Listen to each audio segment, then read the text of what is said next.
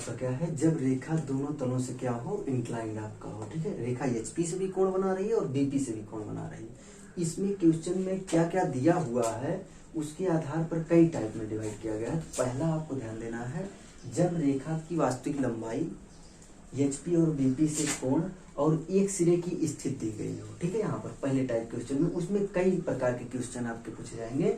तो पहला हम क्वेश्चन लिखे हैं सार्थक प्रकाशन का है, एग्जाम्पल नंबर फर्स्ट, उसी को पहले समझाएंगे। ठीक है, 70 mm लंबी रेखा PQ जिसका सिरा P HP से 20 mm ऊपर और BP के 30 mm सामने है। रेखा HP से 45 और BP से 30 अंश का कोण बना रही है। तो सबसे पहले कोई भी क्वेश्चन आपका आए तो यक्स वाई रेखा खींचकर एक सिरे को दर्शाते हैं। एंगल कुछ नहीं लिखना है आपको लाइन वाले क्वेश्चन में कि किसमें आपका कहाँ ऊपर कहाँ नीचे। ठीक है, यहाँ पर जब वो कंडीशन आएगा तब बताएंगे। आप पहले पॉइंट दर्शाओ। एचपी के 20 mm ऊपर है तो 20 mm ऊपर की तरफ चले गए, नाम क्या लिखोगे, पी डैश। ठीक है, पॉइंट में समझाया किस तरीके से पॉइंट दर्शाते हैं। बीपी के 30 mm सामने वाला नीचे की तरफ आपका ये हो गया P।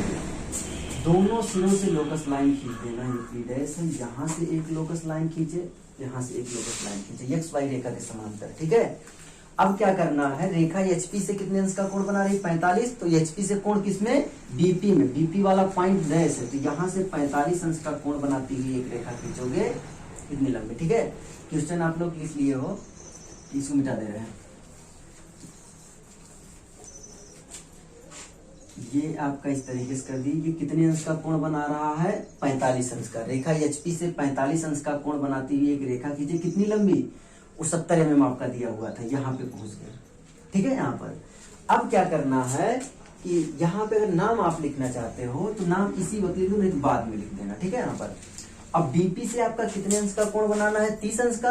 बीपी से कोण आप एचपी में बनाओगे, एचपी वाला पॉइंट पी है तो यहाँ से 30 अंश का कोण बनाती हुई एक रेखा खींचेंगे। कितनी लंबी रेखा दिया हुआ है आपका, 30 अंश का कोण बनाती हुई 70 mm लंबी रेखा खींचेंगे। दोनों की लंबाई बराबर है, इस तरीके से आप करते हैं। ठीक है, इस वाले पॉइंट से और इस वाले पॉइंट से लंब डालना है। किस लाइन पर डालेंगे इसको याद रखना। देखो, इससे इसके पहले सिरे के दूसरे प्रक्षेप पर लंब डालना है।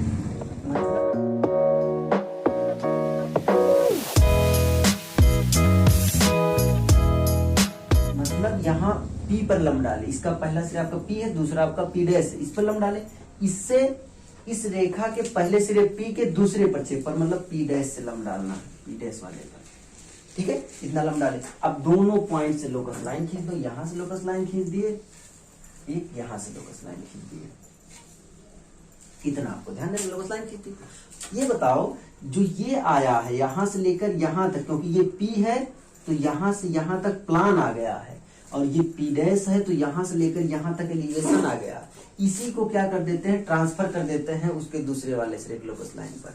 देखो, इसको केंद्र मानेंगे, यहां तक की दूरी लिए और सीधे ऐसे ऊपर वाली रेखा पर ट्रांसफर कर देंगे। किस पर करते हैं, ये ऊपर रहे चाहे नीचे रहे, याद रखना, जिसको केंद्र मानते हैं उससे जो टीएल जा रहा है उसी के दूसरे सिरे पर लोकस लाइन पे करते हैं ट्रांसफर। और फिर यहाँ से आया, फिर इसी को सीधे इससे क्या कर देंगे, मिला देंगे। जो यहाँ पर एलिवेशन था वही एलिवेशन यहाँ पहुंच गया।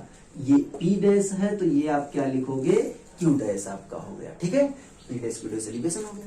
यहाँ पे जो ये वाली प्लान आ रही, इसको केंद्र मानकर नीचे वाले पे ट्रांसफर कर देना, इस तरीके से,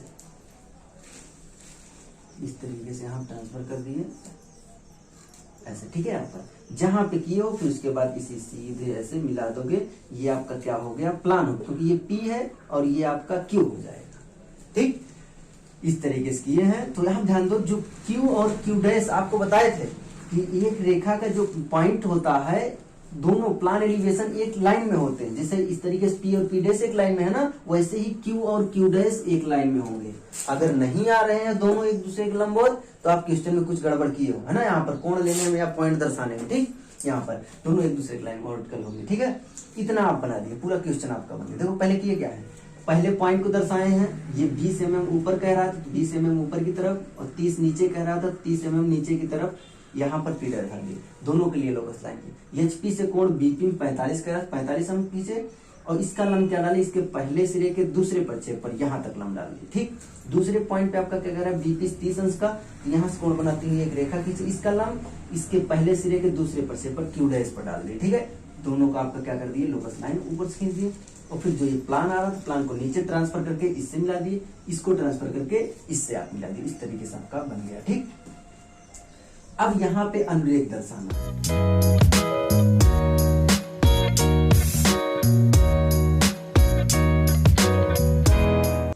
अनुरेख आप ध्यान देना, सिंपल है, किस तरीके से करेंगे देखो।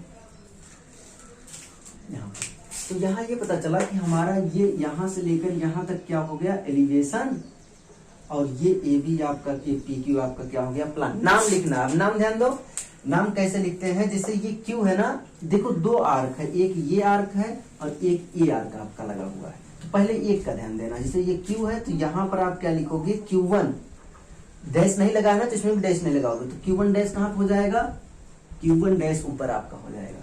ये Q डैश है तो यहाँ पे आपका क्या हो जाएगा, Q2, Q1 लिख चुके हो, आपके बाद Q2 लिखोगे, इसमें डैश है तो यहाँ भी डैश लगाओगे, और सीधे नीचे आपका क्या हो जाएगा, Q2।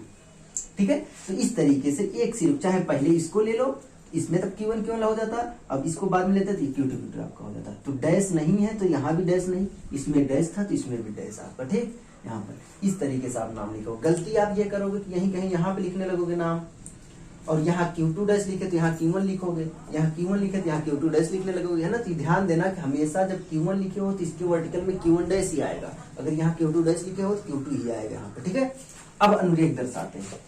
देखो, एलिवेशन को XY रेखा तक बढ़ाए, ठीक, वहां से वर्टिकल लाइन खींच दिए, प्लान को आगे बढ़ाते हैं, जहां पे काटता है उसे आप HT कहते हैं।